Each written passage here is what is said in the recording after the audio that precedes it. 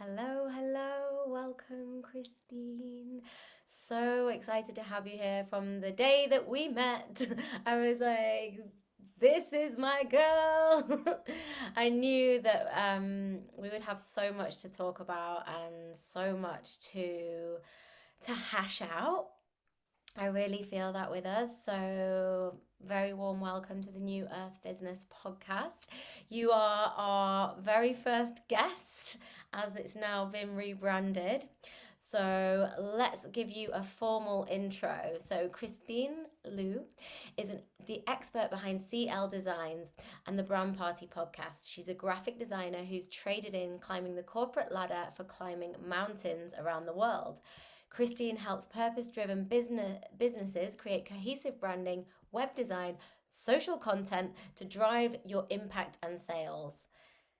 She is also featured in Top 10 Canada Design. The Brand Party podcast delivers fun, honest, to the point advice that you can implement right away into your entrepreneurial journey. I mean, if that doesn't sound like it's made for this podcast and made for this conversation, welcome, welcome. I just love the fact that you're here. And one of the things I want to dive straight in with now is somewhere on your website or somewhere on your podcast intro, it talks about you having this not like this getting shit done approach. Just getting it done. And this is 100% true. Like to organize this, to connect with you. It's been so streamlined. So I just want to say thank you so much. And that is really like a top skill, your zone of genius, just to really get it done. So yes, welcome. Now, I'm going to hand the mic over to you and ask you your very first question. So, I'd love to know I know that you do personal branding for lots of other people and branding for companies, but what is your personal branding story? Let's start with that. Oh, that's such a nice one to start off with. And I really appreciate you having me on here, Emma, and for everyone taking the time to tune in to this episode as well. I'm so excited to dive in with you all. And so, with that being said, I feel like we connected on so many things in regards to values and how does our brand align ultimately with our values, our lifestyle, our business as a whole. I like to say your inner work really is the real work in a sense, as much as branding is very external in terms of the visual communications of it. I don't think that it necessarily works as effectively as it could be without those inner, internal components to it, to your strategy, your values, the customer, dream clients that you want to be working with. So with that being said, I mean, in regards to my own personal brand, it has definitely evolved a lot throughout this journey and it continues to grow along with me. So, something that I always kind of share with my clients is that your brand does evolve with you. So, hopefully, this gives you a bit of grace and permission to yourself that it's an evolution as well, and that you don't have to have it set in stone necessarily, but rather you can actually have more fun with it when you have those fundamentals in place. And so, in terms of the journey, I would say that my personal brand was a lot more catered towards corporate clients way back when. And so that was reflective in the colors that I had chose. It was actually kind of more of a charcoal gray that you see now, perhaps. From then, it was a much more muted turquoise color. So it felt a little bit what I felt like, anyways, perceived would have been a bit more quote unquote professional or sophisticated, perhaps, but it didn't necessarily feel 100% me. And so, actually, gratefully, before the pandemic, I had decided to sell off everything, pack my bags, and actually jetted off to Greece when I gave my resignation letter in, and then ended up living in Mexico for a month, and then kind of went around Central America and Europe after that for about 8 months on and off. And so it was a big transition for me, not only lifestyle wise, but also diving fully into my business and betting on myself. And throughout that process, like a lot of things, as I'm sure you know with your clients too, Emma, they come up and you really have to reflect on how do you want to show up in the world. And I was taking some photos. I was getting really inspired by different culture and how to celebrate my life and like really live fully into the values that I had along with it. Hence, like the efficiency and transparency piece too, that we might chat a little bit more about.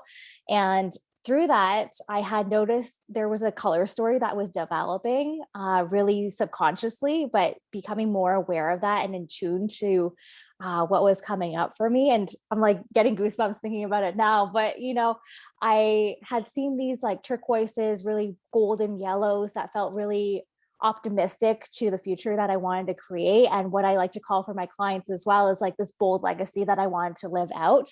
And so with that, I had kind of worked on my own rebrand in a sense as well. So I love hearing that, you know, this show has a new life to it, Mm. and a new vision. And so I took this opportunity to really do that inner work for myself and see where is it that I align and connect with now moving forward? How do I want to show up for my clients moving forward? And really stepping into that purpose driven space, especially as well. And so, you know, I had kept the same logo actually because it still resonated with me, but really more so that this emotional impact, that these feelings come up when you look at this color story now. It feels Mm. like 200% me. And the beautiful thing is that, you know, when people do find me on Instagram or my website, for example, the story continues and it doesn't feel disconnected, because that's often where the trust and the connection often falls apart when somebody comes across perhaps one of your marketing platforms and they then have maybe a conversation with you or they enroll in your program and there's just that disconnect that doesn't feel 100% aligned, and it's hard to repair that, right? Yeah, Yeah. that's so cool. I really love how you're talking about story here. And the thing that's standing out to me is the color story. Mm, And it feels like so much more soft than the the way in branding we often speak about consistency. You need to be consistent on all platforms. And for me as an intuitive, when I hear that word, I go, "Ooh, consistency." But the way that you're framing it, I can see it now in my head. We need mm. to be telling the same story. It's like we've got one story and our different assets are like different chapters. Now, if we go and throw a whole new chapter in about something totally different, then that's going to throw people off. This is how my brain works. I need to put it in Totally, analogy. totally. Yeah. And so I love that you are kind of in this mindset to redefine consistency, because that was a big thing for me as well as a creative person, especially. You feel like you're like put in a box sometimes. A lot of my clients feel stuck by having to be consistent, right? Or it might get boring after a few years, kind of living out this color story, and it may not necessarily evolve with you if you don't change anything, right? And so I think that's where you get those fun aspects of it, that because you have those strong fundamentals, those are the core aspects that are reflective of those values, those like aligned intuitive aspects that you're talking so much about too, Emma. But then Yeah. also looking at how can you freshen things up and keep it modern and relevant moving forward, so that it's not stale for you, but also for your audience and community. But then ultimately too, that it's not necessarily about consistency necessarily for me anymore, but rather discipline, because the reality is life throws curveballs your way. You know, there's just certain days that don't feel as sunny as others. And it's naive for us to think that we're just going to show up full on every single day. Like, you're human before you are a business owner. And so if you can, again, give yourself grace, I think is kind of the theme that I'm trying to resonate with, but also that you still have the discipline to put the things in place that will help you move the needle forward, that feels ultimately integral to you and your capacity to. Mm, I want to go into that a little bit more. What are some of the ways that you can discipline yourself to show up in this way? Yeah, I mean, there's a few different aspects that I could like I love geeking out on this sort of stuff too, but I Does would it say start with a you Notion template by any chance? surprisingly no, but we may be pleasantly surprised. And so I think it's really integral for me to kind of just do a quick check-in every single day as well. Like, what is it that you need to nourish yourself in all aspects? And also understanding when are you most efficient ultimately. And so when I describe efficiency as a main value for me and pillar, it doesn't necessarily always mean, yes, we can get things done quickly, but it's also making sure that we honor getting it done right and however long it takes. And so that's something that I communicate with my clients as well, because whether you have a family or you just have life going on, or you need to make sure that you have time to rest and to celebrate in that process. And so honoring that, I think it's important to acknowledge, when do you work most efficiently? And for me, it's like late morning. So this is like the perfect time for me. I like to joke, very motivated by lunch. So keeping that in mind, that's usually when I do most of the bulk of my work, or kind of like social interactions in a sense as well. And so then batching days have been really helpful, just to keep that discipline in place, so that I have certain call days that I can show up with that sort of energy that's needed there. But then I also have other times throughout the week very much dedicated and focused on the project work that I need to kind of switch into a different mindset or a brain into, to focus on that for my clients. But then, of course, there's a bunch of other things as a business owner that you need to take care of as well. Mhm, mhm. But I think those are the two key ones that have really helped me out. And ultimately, as well, coming back to those fundamentals, having some sort of like branded templates have been really helpful. So, like for project proposals, social templates, any sort of email scripts, even for brand messaging, those have been so helpful for me to just cut that time in half so that I can personalize them, but also have more time to actually engage properly with my community. Mm. And is that something you help your clients create?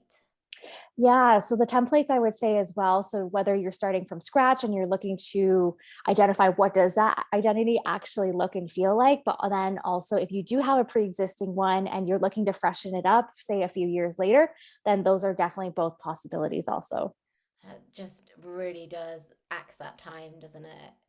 I know for me, every time I write an email, I'm like, oh, that's a template. Oh, that's a template. When Hmm. you're answering these different questions that people are coming to you for, it's the way forward for sure. All right, now I Yeah. want to change gear a little bit, and I want to talk about finding your brand voice. Now, I feel like everybody that I speak to has a different kind of Hmm. way of describing brand voice, and so I'd love to hear yours and how you recommend people find their brand voice. Yeah, so there's a few different things and exercises that I usually take my clients through to kind of identify their brand messaging and their brand voice a little bit more clearly from there. So typically, I come back to describing your brand like it's your best friend. So really humanizing it ultimately as well, I think is so much easier. Just like we approach client avatars, for example, if you can be as specific as possible, giving them a name, however silly that might feel, Yeah. I think then you're speaking directly to that person. So similarly, I like to take that approach as well when I think of brand voice. And so, stepping into who that persona is, I like to think and describe it as your best friend. So whether it's something from quirky to friendly and welcoming, or perhaps you're very like sophisticated and like upscaled luxury, then those are kind of different components that you can consider, like different characteristics, but ultimately then as well, kind of identifying perhaps like 2 to 5 key identifiers, just so that it's really clear what kind of voice it is. But then also another exercise that I like going through with my clients is the brand archetypes. I know we've chatted a little bit about as well. I find so helpful in terms of the overall essence of your brand, whether it's internal, like we're talking about for your brand voice, or external in terms of your visual communications, like your color choices. Mm. Then this way it's all cohesive to that story that you're sharing as well. But I find that one really effective in terms of diving into what is the essence of your brand. Yes, yes, I love that. I find that sometimes my writing skill, when I want to write something, I'm writing and I'm like, oh, this doesn't really sound like me, or I'm defaulting back to that. I've never really worked in corporate, but I think I've been somebody that's probably tried to sound professional. Mm, hmm. And when I notice myself defaulting back into that, trying to be professional, I have to really stop, ground, like walk away from the piece that I'm writing, and then come back to center and get back into who am I? Where is this coming from? Coming from bringing it really from the heart and speaking from there.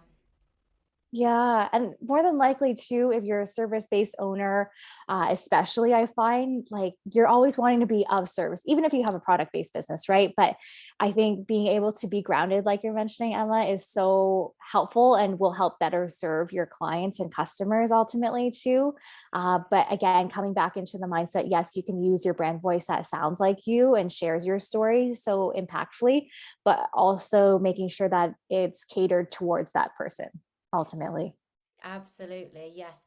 You shared something on our call yesterday, which really helped me. It was I was redefining my newsletter, my mail out, and I got a really lovely name from one of the people in our cohort, and and then I think you asked like, but how does it relate back to brand? And that was so great because I'd gone creative, usual, like, oh, expansion, let's rename it and have loads of fun with it. And like Emma, but how does this relate? And I'm like, ooh, okay. What are my values? And even though I work in branding, it's like I forget that it's really important to stick to this branding, to keep telling that story. So then I looked and it's my slow, sustainable, scalable, sacred business. And then I straight away whipped up ideas for like 5 nurture sequence emails just Ooh. from you bringing me back to going, but what are the values? Like, why does it, how does it relate? So thank you for that. Oh, I'm so happy that that was helpful because, as a creative, I completely resonate with what you're mentioning too. And even again, coming back to like being human, we're multifaceted first. We're like multi-passionate creatives. And so it's very easy to like get excited, obviously, which is great, to want to do all of these things and to share all of these things. I think is such a beautiful quality to have and trait. But then also, again, like you're mentioning, how do we come back to this story so that it can really help folks out, but also that unfortunately people's attention spans are lower than ever, that we need to keep in mind that it takes, I think on average now, 21 to 23 touch points for folks to take that next step or action that you're looking for. So even if you feel like a broken record, oftentimes you have to keep in mind your community, your audience, those potential clients of yours may not necessarily see all of the things that you've been coming out with either. That is so true. I'm really feeling that. As I'm writing copy for my the next sales page that I'm doing, I'm like, oh, the same thing's coming out of my fingers. Why why are they exactly the same words? And it does feel like a script. But you're so right. We do need to see it many, many times. I know that I'm on people's mailing list for quite a long time before I'll make a purchase. I'm a reflector in human design, which actually means that Mm. it takes apparently, according to the human design philosophy, is it takes reflectors at least one moon cycle, so a month, or sometimes even a whole year for us to make a decision on something Oh, like whether to get and move house, get into a new course, leave a relationship. Like it's got to really integrate with us. So yeah. I think that's just a note to people to have a check what your human design is, find out how long your decision making process is as well, because everyone, it can really relate to your business so deeply, and it can often just bring up these aha moments. Oh wow, yeah, I've always felt like that. It's very like defining and understanding. Yeah, I remember when I found out my human design about a year or two ago also, and it changed And like what are you? everything. I'm a generator. And so it just made so much sense for how I've lived my life up to this point and just being more aware. I think of it has been so helpful, but it's something that I've actually wanted to integrate into my process to find out what my client's human design is so that, understanding we're not all the same either. So, like that decision making process, like you're mentioning. So, when I go through the creative process with my clients for whether it's a brand identity or a website, I try to build in buffer time for life to happen and to make those decisions. But then, like you're mentioning too, Emma, some different human design types need longer or different cues. Like for me, it's very much gut oriented decisions. So being in tune with this, I think, is so interesting to help support people better to make it a really more seamless process along the way, too. Absolutely. I think it would be amazing if we were I didn't really enjoy school very much. Um, but if I was put in if people were grouped together according to their design, there's something in that. It might be interesting thing to explore. Right. I'd love to know a little bit more about ideal clients, how you come up I with my clients, with my ideal clients, soulmate clients I call them. This is always a really sticky part as they go through the brand alchemy journey, and Mm. they're very confused by ideal clients. So I'd love to hear your, like, a little short take on ideal clients, and then also how can people find their ideal clients. Oh, yeah. I mean, this is really interesting, right? So, typically, a few key identifiers too that I want to share when you're even considering a rebrand or finding that niche or ideal client as well. I think it's important to consider if that has changed significantly from when you first started in terms of intention, or perhaps also that you're trying to look to increase your rates or have a higher premium from what you've typically charged in the past. And so, keeping those two things in mind, I'm a big firm believer of market research, especially because it's easy to assume things. And so, if you can speak directly to those dream clients, you will have so much better of an understanding to help truly support these folks and actually solve the issue at hand versus assuming things. And so, I think it will help you differentiate yourself and really stand out in terms of your brand approach to things as well. That just will make you a very clear choice when they are looking to make that buying decision ultimately too, whether it is in your copy or your design choices as well. But I would say for me, it's really important to do market research, whether you post on Facebook groups to ask, like, let's say, for example, you're coming out with a new program and you want to see opportunities for beta testers or just some core interviews ultimately to see what people actually need, because sometimes it's also very easy for us just to throw everything in the kitchen sink in when they may not actually need it, want it, or appreciate it as well, but they would prefer some other really key components that you could help them with. So I think just go directly to the mouth of the people that actually are going to help you help them, Mhm. because that will help serve everybody in the long term.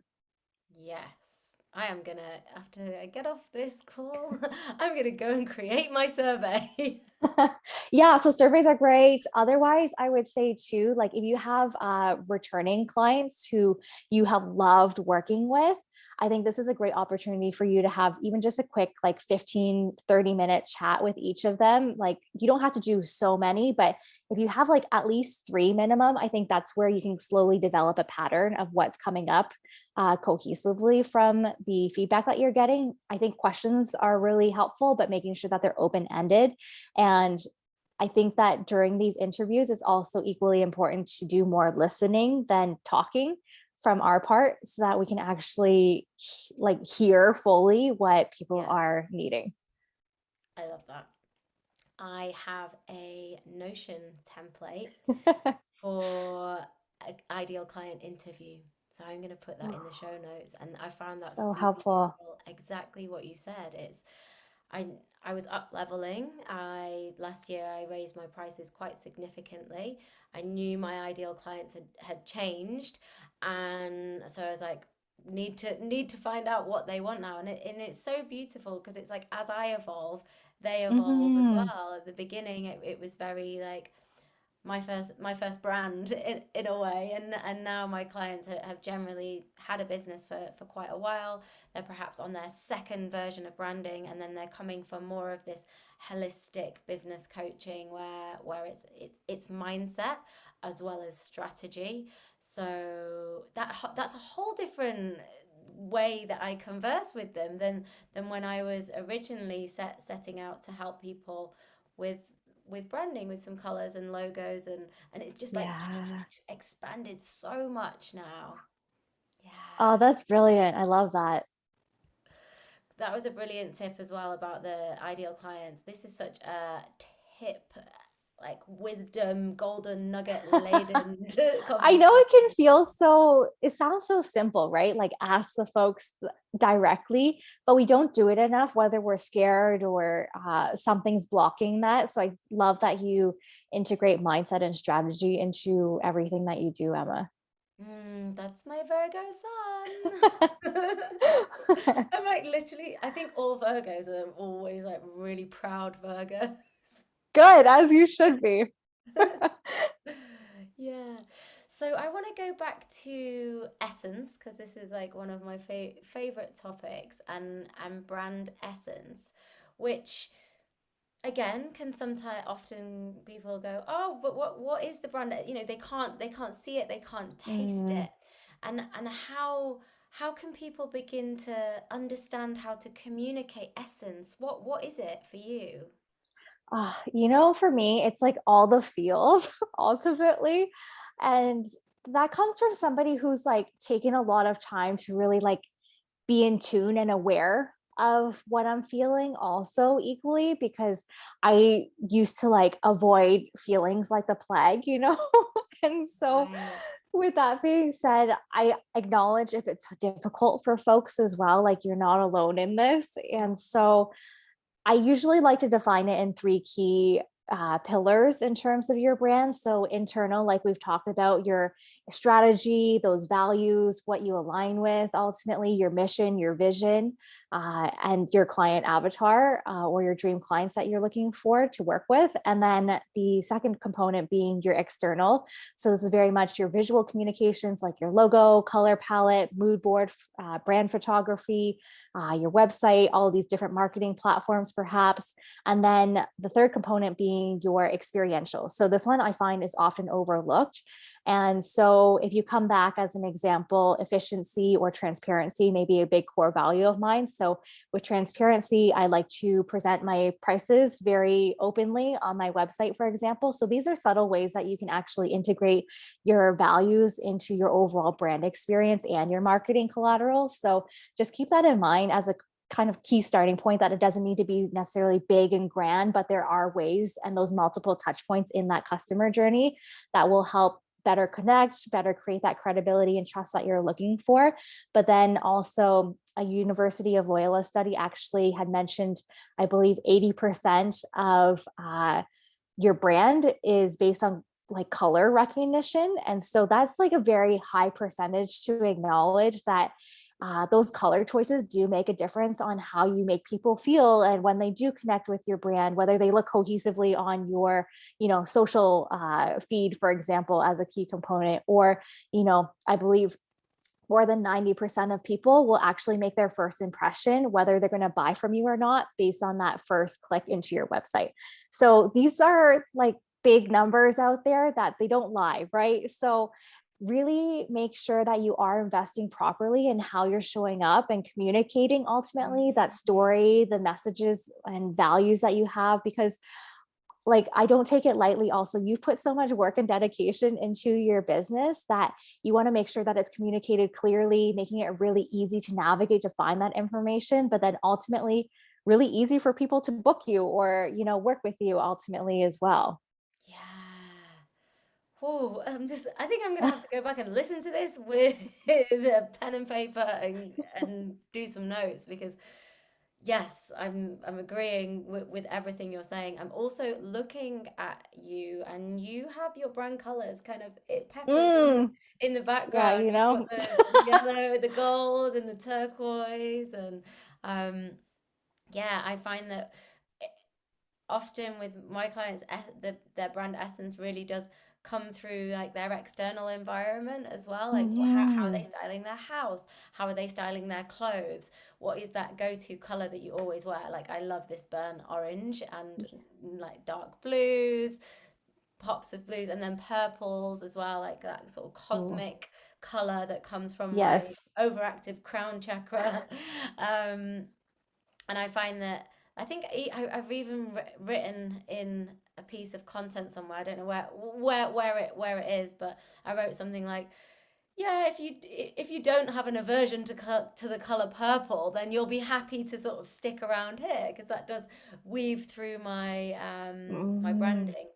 Another thing about colors that I'm playing with a lot at the moment is because I have lots of different courses and programs, and I'm seeing like brands emerging within my Mhm. main brand now. And what I'm working on is creating like expanded color palettes. So I have my standard color palette, and then I have for each new project or within each new course that I'm launching, and now this podcast, it's like what color palette goes with that. But they all, if you were to put all those colors Yeah. on one page, they all fit together. There's no kind of like, Mhm. and I feel like that gives a lot of creative freedom. It works really well for me because then I don't get bored. Yeah. And then also when I'm choosing my fonts, I'll have like my standard three fonts that are on my website. Those are like my core fonts, but when I'm doing a course, then I can take new fonts that are sort of in a similar weight, in a similar style, and then bring them in to freshen things up. Just wondering what your opinion on that was. Give me some Ye- coaching now. I would love to share an analogy with you and your listeners, Emma. So this is something that I like to share with my community is that you can think of your brand like a house. So think of it as one of your biggest assets that you own. It's your own property that you have. And so maybe perhaps like 5, 10 years down the road, you typically have one of two options. So one of them being that you freshen things up, like you're mentioning, you kind of tweak, redecorate, let's say, to make sure that it's fresh, modern, relevant with the times. Or option two, you have to knock everything all down and start completely from scratch because you had weak foundations to begin with. So I love that, Emma, you're coming back to, for example, what your primary brand color palette was and how does this complement, and it's reflective of your overall essence, like we're talking about in this episode. But then also having this, because you have really strong foundations, that you're able to then have so much more room for play and experimentation into the secondary or tertiary palette and it's kind of sub brand in a sense from this umbrella. So I love that you've kind of taken that and thought about how does this all cohesively work again to that brand story and that overall mission that you have for your clients, but then it's still very complementary to what the core of it has been. Yeah, and always coming back to that core. And I love the bit about the dodgy foundations, right? And I can Yeah. actually kind of see that with a few of my colors. I'm like, oh, there's some things sneaking in, and it's because the foundations kind of weren't strong enough. And Mm. yeah, something to reflect on for me. And I love the analogy of the house, right? I'm thinking all I can see is that series on Netflix called Pose, which is about the voguing community, the Oh. ballrooms in New York, and I'm just like, oh yeah, mine is the House of Shoesmith. Ooh, I love yes. it. Like, It's oh so no, not fresh. another rebrand, the House of Shoesmith. Amazing. Well, I do want to know also, because it's really interesting your point that you had mentioned that your externals, normally there's some sort of pattern that has subconsciously come up. And it's a matter of like whoever you're working with, whether it's yourself DIYing it or with an expert like yourself, myself, whoever you choose to work with out there, that you can draw some of those things out because sometimes by asking those right questions, it really helps to identify those. But then it's also to say too, like a lot of my clients have mentioned, like, oh, for example, their favorite color might be orange, but it may not necessarily allude to that essence or the feeling that you actually want to evoke or resonate with the actual clients that you're looking to work with also. So I think it's really important to become aware, intuitive again to how does this actually reflect back to that overall brand story that Mm. you're looking to come out with. Maybe it does actually relate back to it and the intention is correct, but I think it's good to question yourself whether it is correct for yourself and aligned ultimately, or if it's just based on a bias per se. Yeah. I'm I feel like there's some really good like journal prompts Mm, coming through for this kind of work. It's like these reflective questions yeah. that you can ask yourself. Yeah. So, talking of questions to ask yourself, we're coming to the end of our chat. This has been absolutely brilliant, but I'd love to leave our audience with some actionable branding tips, hacks. Your top three. Where are you going to take us? Oh my goodness. I know it's a lot. It's a lot, right? Hmm. I would say like don't be scared of doing the inner work is the first one, because I think that's going to be the domino effect for everything else in your creative process. The second one would be like ask directly, don't assume. So this will really help hone in on your overall messaging, your offers ultimately to be able to then actually charge a higher premium price. And to number three, like set those strong foundations so that you don't have to knock everything down in the future and that you have so much more room to play and experiment with. So whether that's like today deciding that you want to have some branded templates created, or actually saving that next email that you have scripted out that keeps coming up time and time again in response. This will help you save so much more time and energy moving forward to actually pour back into yourself and ultimately to your business. Yeah, it's all about saving those little moments, and then you're Yeah, so right. Just bringing it back in. You've saved half an hour in a day. That's half an hour where I can go and have a siesta, or I can go and have a cup of totally. cacao. And yes, yes. Thank you so much. This has been incredible. Like I said, I'm gonna go and listen to this and write my own notes. I encourage everyone to do the same because there's so much wisdom here. Now, how do people get in touch with you and what have you got coming up? Yeah, well, I'm so excited to continue the after party and conversations. So if you want to, yeah, bring on the fun, then you can find me at christineldesigns.com, or I'm over on Instagram quite heavily as well at underscore CLIEU. Yes, amazing. And you've always got lots of really cool things popping off. So getting on that mailing list and just feeling your vibe, having a conversation. So Yeah. you're so welcoming. Since I've met you, I just Oh, automatically felt like I'm your friend. It's one of those kind of you connections. absolutely are, Emma. And I'm so excited that we had this conversation today. And one last thing, if your listeners do want to work on that external brand essence as well, I do have a free pay what you choose brand party challenge coming up in June. So if folks want to get in on that, then they can visit the website at christineldesigns.com as well. Great, and we'll put all of your links in the show notes so people can have a look and have a listen. And oh, one last thing, I love your short podcast episodes. I've listened to a couple of them. Oh, yeah. They're really they. It feels like these nuggets of wisdom that you've been dropping on this call. It's just like, oh yes, I need when you don't feel like you want to do a whole podcast, but you need a little injection of something. So I can really Yes. recommend for our listeners to go and check out your podcast as well Oh, and have a listen to some of those little short episodes if you need a bit of brand caffeine. I love it. Thank you so much, Emma, for having me. And thanks to everyone for tuning in. Yeah, thank you. I will catch up with you all on the next podcast. Bye.